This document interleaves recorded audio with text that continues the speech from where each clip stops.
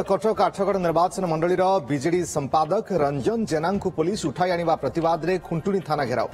विजु जनता दल पक्षर खुंटुणी थाना घेराव सहित विक्षोभ प्रदर्शन गत 1 तारिख में खुंटुणी थाना आगे श्रमिक संगठन हिंद मजदूर सभा पक्षर 11 दफा दाबी नहीं आंदोलन चलता। ए समय बीजेपी कर्मी और श्रमिक मान मध्य पुलिस उपस्थित धस्ताधस्ती होता। घटना को केन्द्र कर खुंटुणी पुलिस आठगड़ बीजेडी संपादकों को उठाई आनी अभियोग होइछि।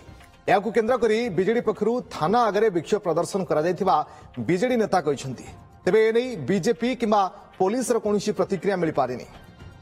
जो माने एठी गंडगोल करथिले आज धारणा दबार मुख्य कारण बीजेपी रो जो माने गंडगोल करी आम पिला मानकु आक्रमण करथिले एचएमएस पिला मानकु सेमानकु अरेस्ट करा जाऊ। जे पर्यंत हमर केशव जेना को न छाडी पार्टी सेक्रेटरी की आमे एठी बिजु जनता दल तरफरु राजा भाई तरफरु आमे ए धारणा रे बसिबु। जदि केशव जेना को एठी छड़ा न जाए एवं बीजेपी वाला को अरेस्ट करा न जाए ए रास्ता रोको करिबु। ए लड़ाई जारी रखिबु।